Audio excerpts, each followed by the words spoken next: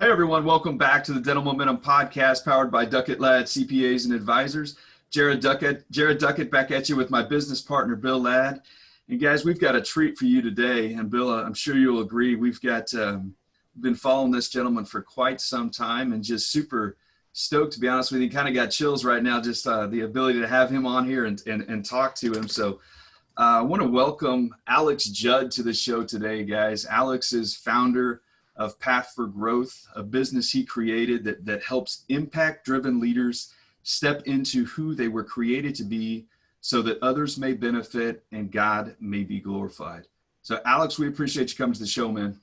Yo, thank you so much for having me. I've had breakfast tacos and coffee this morning, so I am just so beyond pumped and ready for this conversation. This is going to be good.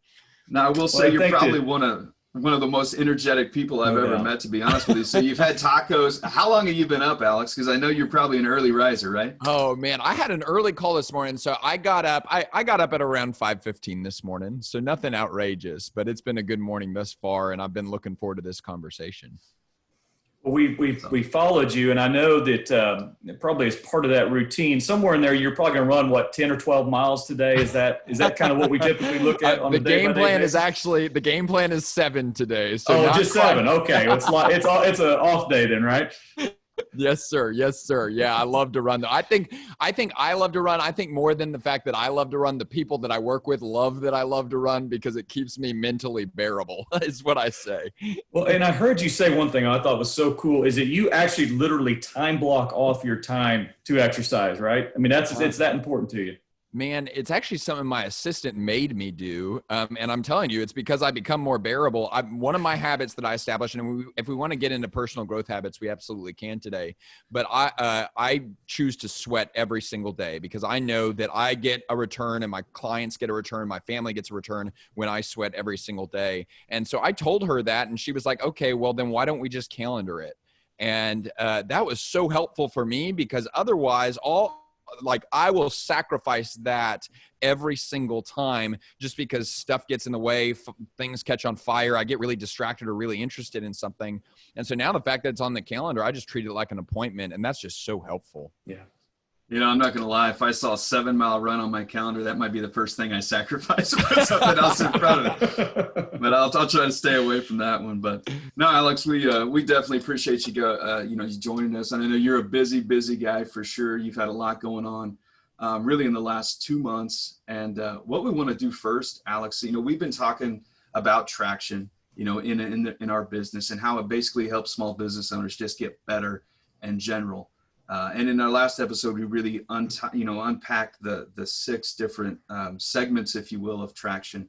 But for you, it really made sense to get you on here and talk about vision.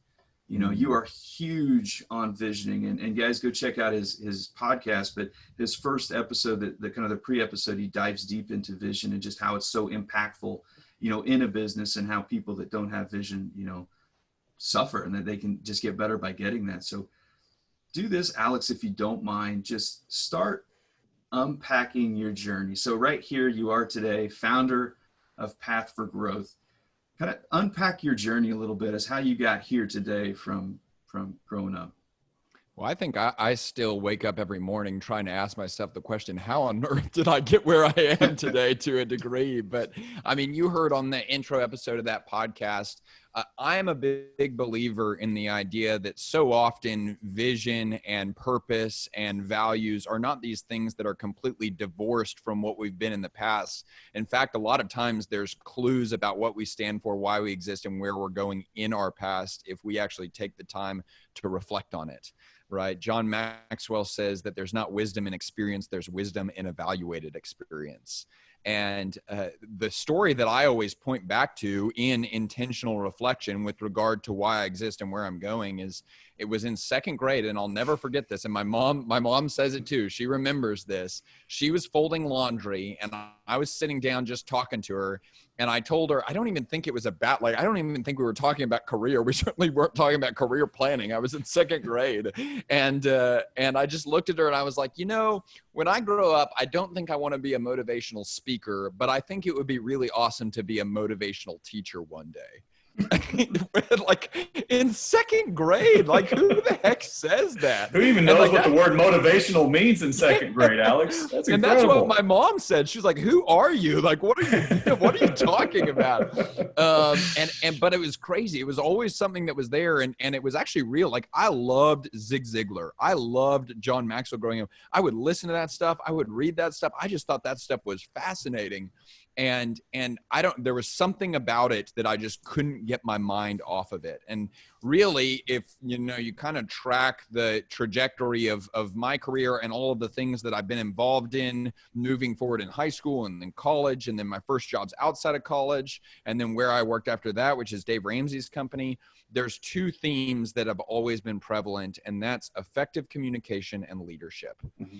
And so those things have always been present for me. And so it took a little while, but eventually I started to own the fact that those were strengths for mine. And not only is that an opportunity for me, but that's a responsibility for me. Because if I'm not leveraging those strengths to serve other people, I'm not maximizing my impact and I'm not doing my job, from my belief. So it was probably around my second year in college that I started to get really, really crystal clear on the fact that that was a responsibility for me. And that's when I established my mission statement, which in Path for Growth, we say that your mission statement is why you exist. And my mission statement is to glorify God by using the gifts he's given me, which are effective communication and leadership, to inspire understanding, action, purpose, and faith in others.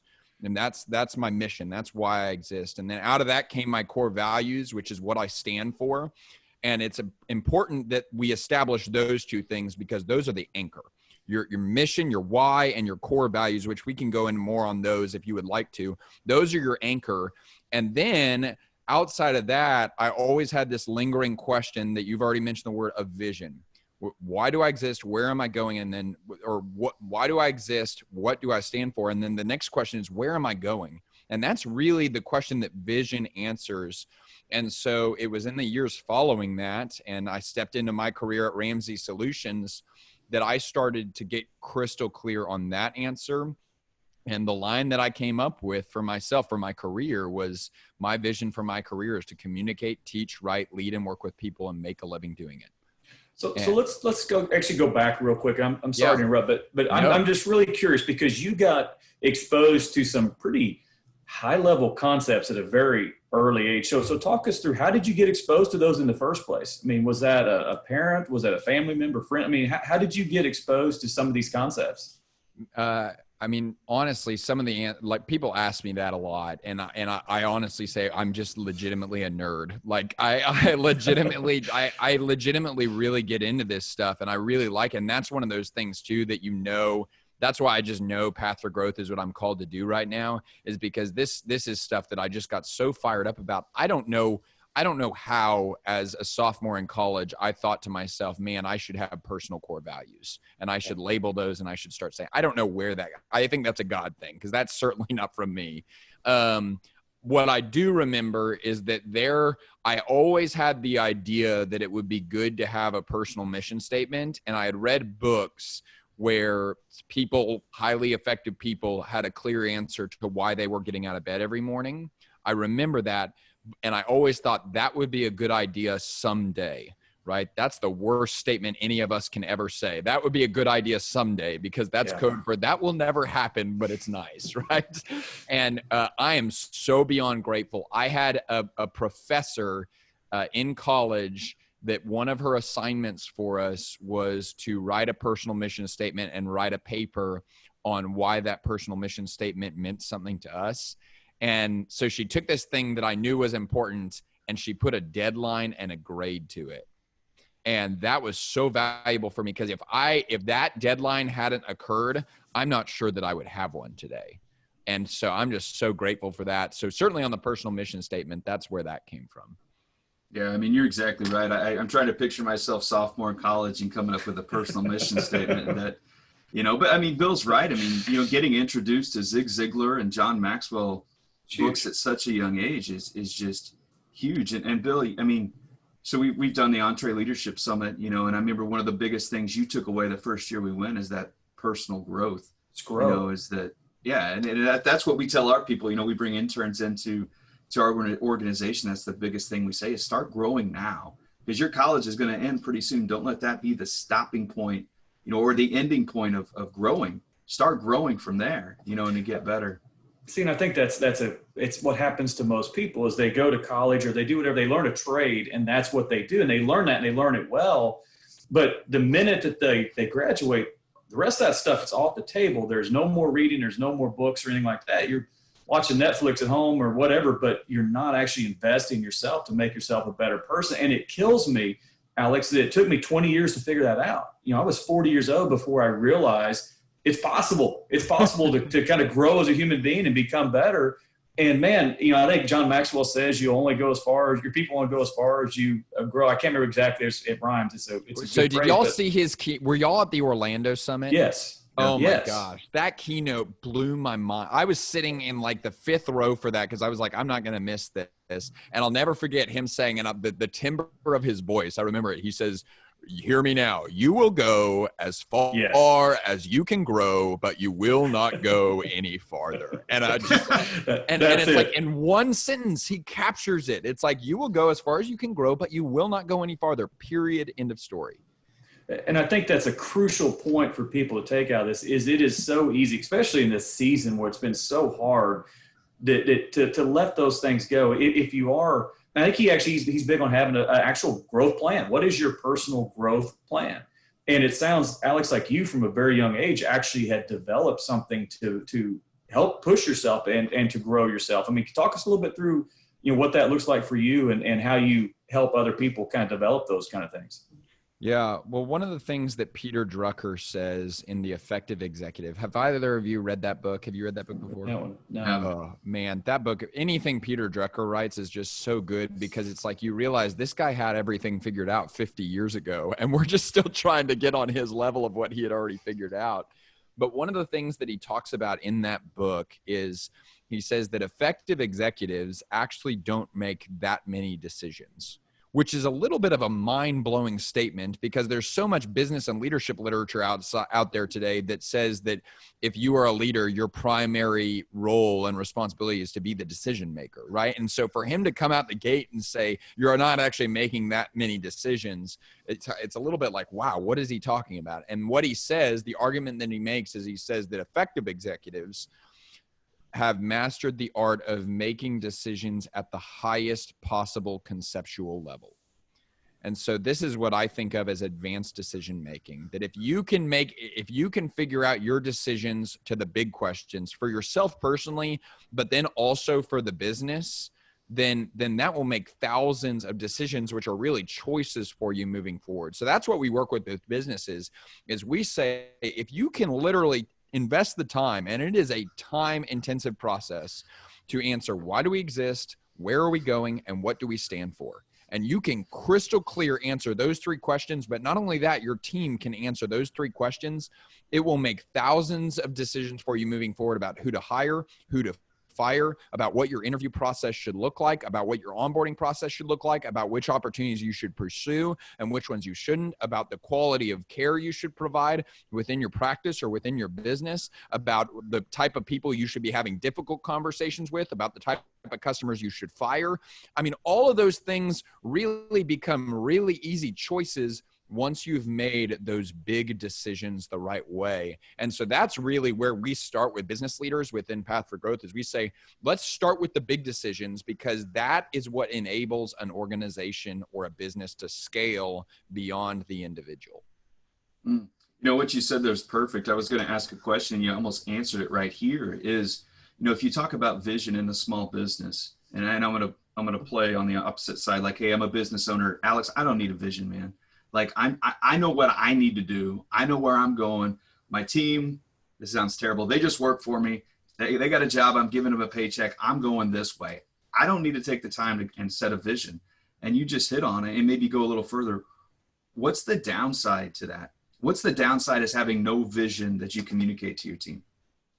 I always think back to a story. It was about a team that I was on several years ago. And it was talented, gifted, intentional, passionate people that were on this team, really just stellar individuals.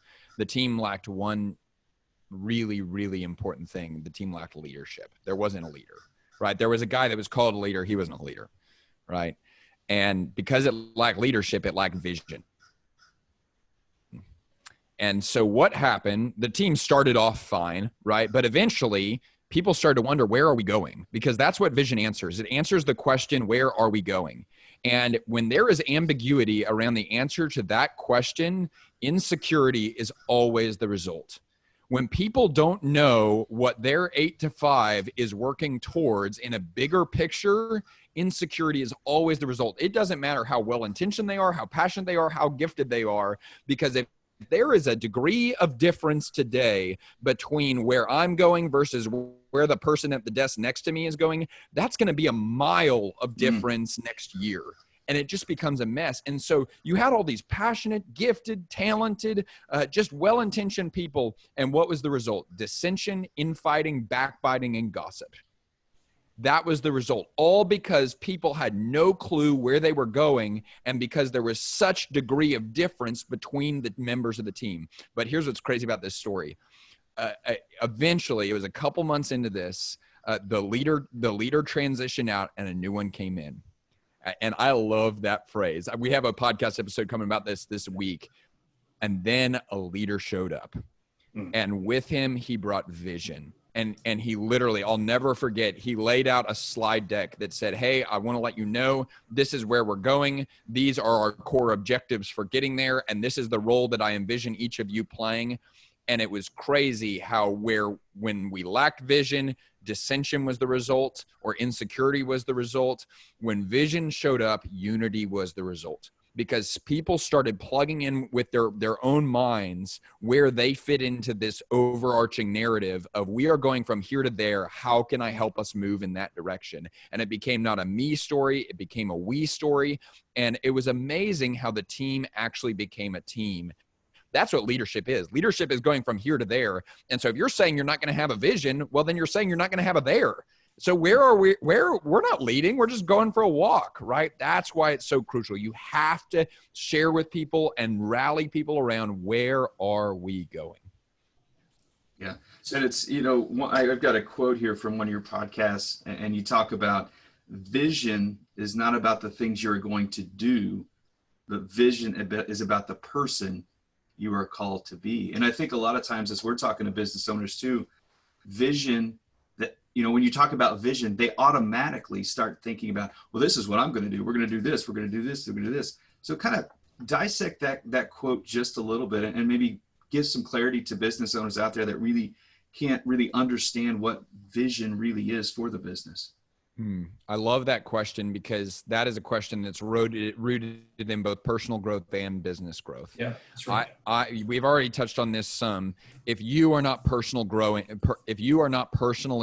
there is no way you're leading, right? It's not possible, because if someone depends on you, then you are a leader. And if you're not growing, there's no way you can consistently lead people over an extended period of time. It's not possible.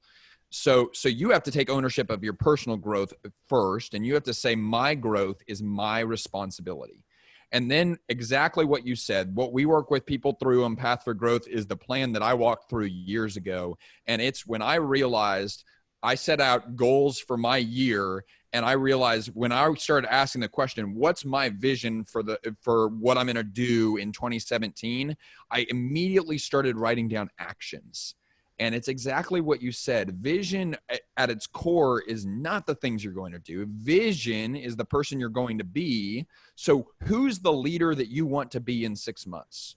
Who's the father that you want to be in 6 months? Who's the spouse or the wife that you want to be in 6 months? Who's the employee that you want to be in 6 months? And don't tell me about the things that you're going to do. Tell me that you're going to be consistent. Tell me that you're going to be faithful. Tell me that you're going to be energetic. Tell me that you're going to be selfless, because out of those adjectives, that's a purpose. That's a vision worth fighting for. That's a vision worth waking up for. What I realize is that the people in my life that I want to impact, they're not going to get to the end of my life and say, man, that Alex, this was his net worth. This is how many times he showed up to church. This is how many books he read. This is how many podcasts he listened to. They're not going to say that stuff. What I hope they say is, man, that Alex, he's consistent, he's faithful, he's selfless, and he's generous. And out of that vision for who I'm called to be as a leader, then I define the habits and the actions of the things that I'm going to do. And the same thing, the same system, the same process can be transferred to business. What type of business are you called to be in 6 months that you are not today? Right? What do you want your customers that matter most? What do you want your employees who matter most? What do you want your leaders who matter most? What do you want your community to say about the type of business that you are? And then out of that, ask the question, what must be true? What actions must we take to move in that direction? You know, what's interesting there is you did a great job. The two are intertwined. You know, the personal growth side, to truly become the leader that you can possibly be, you have to invest in that side. And like you said, I love it, is that it's your responsibility. It's nobody else's. You know, we've come through a pandemic, and I know it's easy to let that go. You know, as a personal side, it was easy for me at times to let that go. You know, some of the habits, the journaling and things I had done in the past, I wasn't able to do them, and then it stopped, and it, I lost that habit. And, there's going to be people out there right now, Alex, who are feeling the same way. Maybe they have developed a plan and are trying to grow, but they've had one haymaker after another. Speak to the people out there right now who are struggling. The pandemic has taken a toll. A lot of our dentists we work with, they were shut down and no revenue for 3 months. It made it tough for them. How would you speak to those guys, the ones that are really struggling and trying to get their head right and get that growth mentality back and become that leader that they really want to be? Yeah, that's a great question. One of the things that I always think is so crucial to understand whenever we start to ask that question of how do we react to crisis and how do we deal with when we get punched in the face, like we all have collectively been just in the past few months, is it's so crucial that we understand the distinct difference between vision and strategy. Right. And the way that I like to think about this is I'm recording this podcast from Dallas, Texas right now. And if I was to say, okay, Jared and Bill, we're going to meet in Dallas tomorrow morning and we're going to get a bus and we're going to go from Dallas to New York City. Okay, we're going to go from Dallas to New York City. Well, New York City is our vision of where we're going. And we put it in the GPS and there's a pretty clear path of how we're going to get there. Now, say that we're halfway through that path and we realize that a road has been shut down, right? We've driven for probably 15 hours now and a road is shut down because there's some construction things. Do we just say, well, it would have been fun to go to New York, but we're just going to turn around now? No, we don't do that, right? The vision hasn't changed. We're going to New York. The strategy of how we're going to get there has absolutely changed. We're going to take a different exit. We're going to take a detour. We're going to take some back roads. We're going to do something. But boy, I'm not going to change our New York vacation because one road is closed. And so now let's take that to this situation. The teams and the leaders that I've seen thrive in this situation, not because they weren't affected by this circumstance, not because business didn't drop off. I was talking to a leader the other day. Her business is down 40% right now. And she was stressed out about it, make no mistake. But the thing that she had that a lot of other people in her industry didn't, and that's why a lot of other people in her industry are freaking out, and she's got a level of calm about her, but more than that, her team has a level of calm about them, is she had a crystal clear idea of where she was going. She knew what New York was. And so she said, okay, we hit an obstacle. This road's closed down, 40% drop off. The method of how we're going to get to New York, to get to that 3 to 5 year revenue goal, to get to serving that many people, the method is going to absolutely change. There's no doubt about that. And that's what she tells our team. Our method, our strategy, the way that we're going to get there has absolutely changed. But I want to let you know, we are still going to sell out towards hitting that goal, towards moving in that direction, towards driving towards that vision of being that business and serving those people. That does not change. Think about how much confidence that inspires in people whenever you say, hey, our strategy is up for grabs. Our strategy is flexible. Our strategy is just details. But the vision of who we're going to be and how we're going to get there, we will never give up on that. That is staying the same. That's why I would say it's so crucial. And the best time to have a clear vision for where your business was going was yesterday. The second best option is right now. right? You can insert just as much confidence into your team and just as much clarity and just as much unity in your team starting from today. If you just take the time to get above and ahead of the business, that's why you get paid the big bucks, get above and ahead of the business and say, this is where we are going. So talk a little bit. So we talked about, why you need the vision and kind of what a vision is. Let's talk about the how just a second. So again, a listener out there is saying, well, I really don't have a vision. They can't think of that vision. They haven't communicated to the team, and maybe they don't have it. How do business owners go about creating that vision? Do they sit down, just do it by themselves? Do they involve their team? Kind of go through a little tactical there, if you don't mind, about how to create that vision. Yeah, we actually just released a podcast episode on this week. One of the things that I think is there's 3 stages of vision kind of that I've noticed for myself in building this business and in my life personally.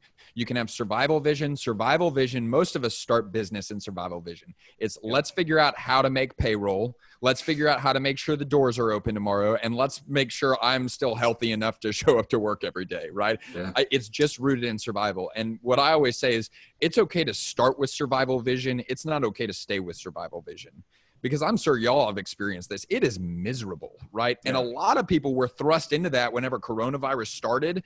And it's like everyone's hustling now to get out of it, hopefully.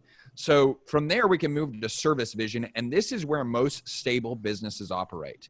And if you ask the business leader, if you ask the business owner, if you ask the dental practice, what's your vision for where this is going? The answer that they give is super noble. It's, we just really want to make sure that we're serving the clients we have exceptionally well and make sure that we're serving our team exceptionally well. That is awesome. And we should be doing that. But from my perspective as a leader, that's kind of the price of admission. Right? For this season, we should be serving people exceptionally well. For the team that I lead, we better be serving our clients exceptionally well. But here's the deal. If I'm only thinking about where the marketplace is today and not anticipating where the marketplace is going to be a year from now, then I am not serving my business. I am not serving my team, and I am not serving my customers. And so the third stage of vision, this is the one that I always encourage leaders to go to, and it's an expansion-oriented vision. Now, many of us have heard of Jim Collins' term BHAG, right? Big, hairy, audacious goal. What I love about that is, actually, I kind of love and hate it, is people get so enamored with the acronym that so often I'll talk to people and they love the acronym. Oh, big, hairy, audacious goal. We need a big, hairy, audacious goal. And then they have no clue what it actually is just because they go, it's such a big. And so a big, hairy, audacious goal is a 3 to 5 year goal that is 50 to 70% achievable. A 3 to 5 year goal that is 50 to 70% achievable.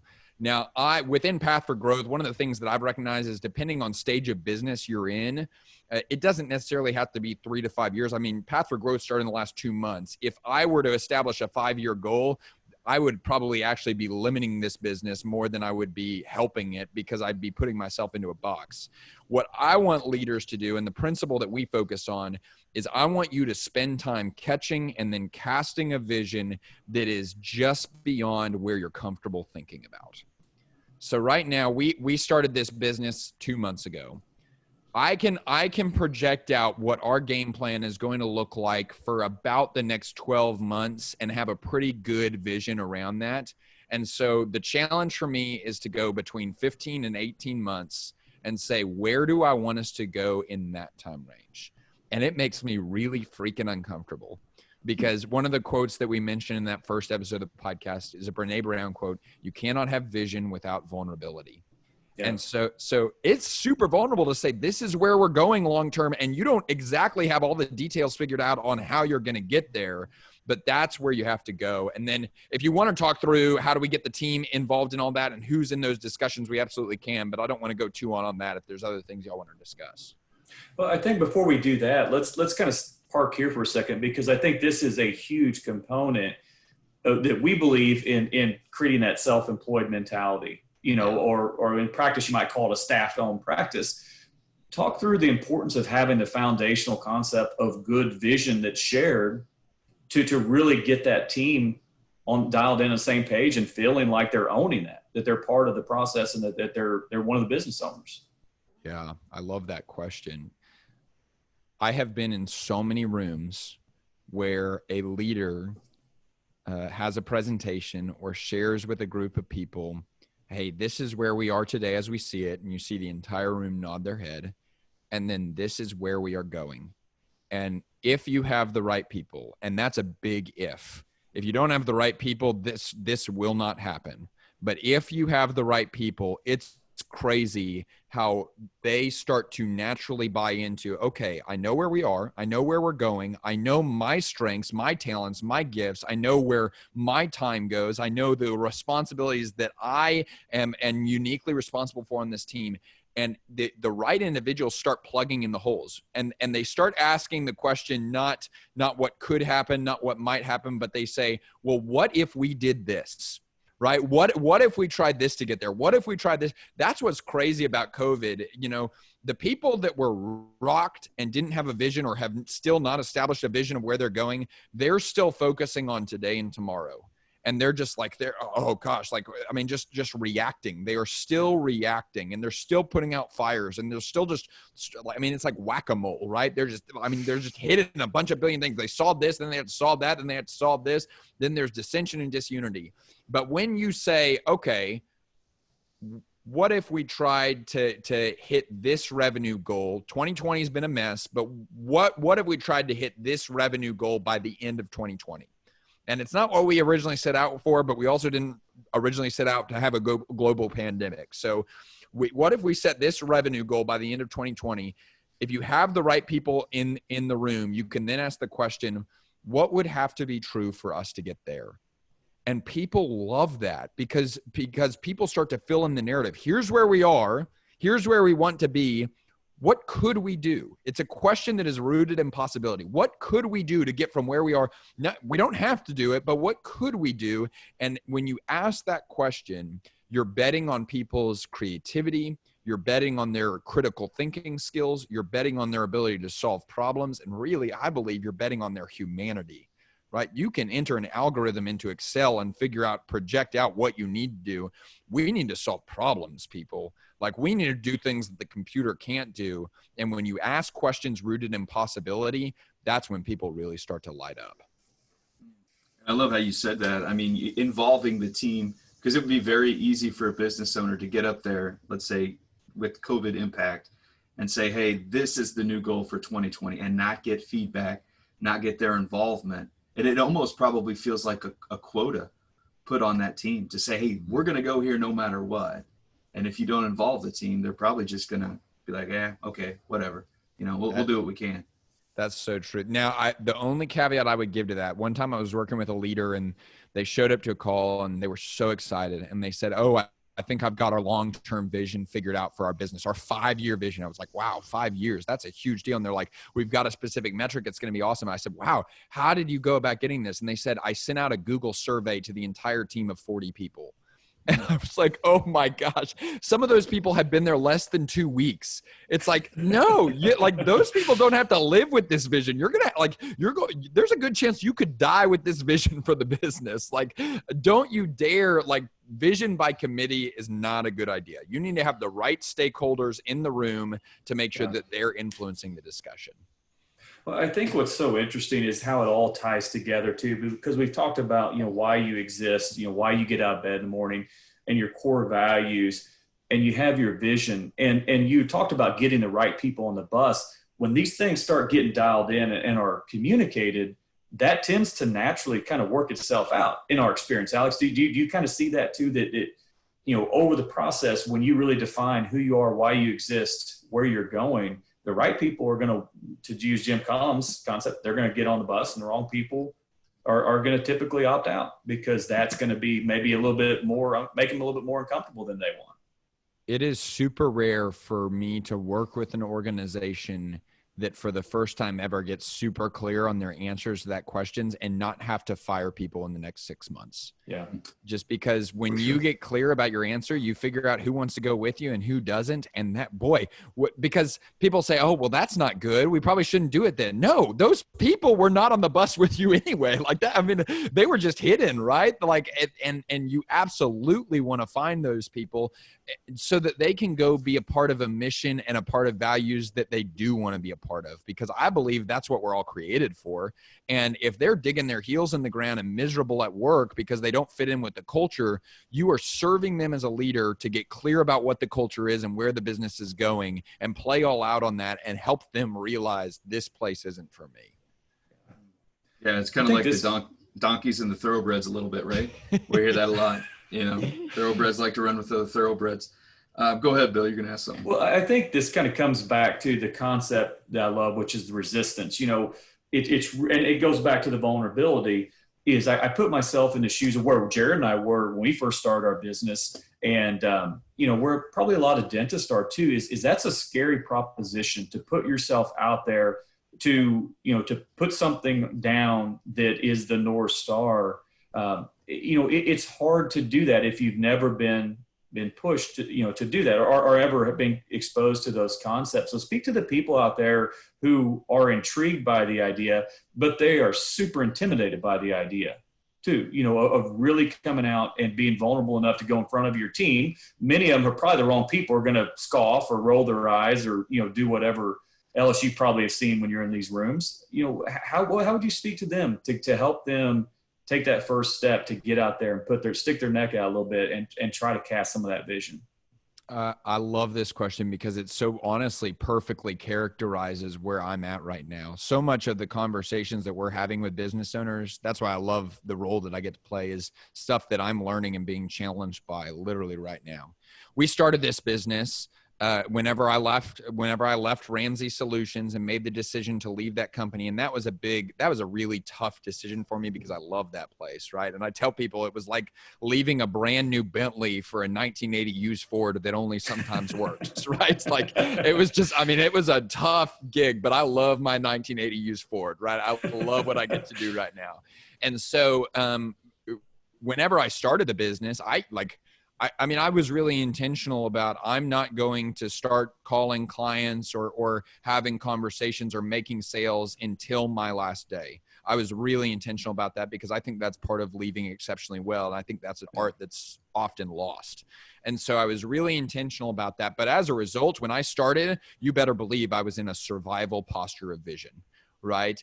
And thankfully we got out of that probably within about the first week and a half. I feel like we got out of our survival posture of vision, and we actually kind of had to grow pretty quickly in terms of vision because we had more clients than I could individually deal with. And that's when we moved to service vision, which is how do we serve these people? And we ended up hiring another coach, hiring an assistant, hiring a podcast director, which is awesome. So that happened really fast. I will tell you where we stand right now as we record this podcast. I am feeling the tension of only operating from a service posture of vision and not stepping into an expansion stage of vision. Because I know if I don't get ahead and above of this thing really soon, this thing is going to swallow me and it's going to swallow everyone else with it. And I'm going to get caught in this hamster wheel, and we're going to look up and I'm going to be miserable. Our team's going to be miserable. And then crisis is going to happen, and I'm not going to be able to lead us through it because I haven't been thinking about where we're going. And so I'm feeling that tension right now. So here's my plan. Next week, or actually not next week, it's tomorrow, I get on a plane for Florida. And I've established that I'm got some pretty clear goals about planning out the next year of business, about establishing the strategy on how we're going to get there, and then dreaming really big beyond what that year looks like and what we really want for the business and what we feel the business is called to be. That is the next week for me in Florida on the beach. So the things I would say: different place, different space, different pace. Go somewhere different. Right? We have all experienced this, and there's psychological evidence for when you remove yourself from the office and go somewhere that you've never been before, your creativity, your critical thinking, all of those things increase. And then give yourself the opportunity to breathe, different pace, right? You need like just the opportunity to just take in a deep breath, relax, because that's oftentimes where we have the white space, where we have the mental capacity to envision a future that doesn't yet exist. And then different space, challenge yourself to get in a headspace that you do not have the luxury of being in day to day.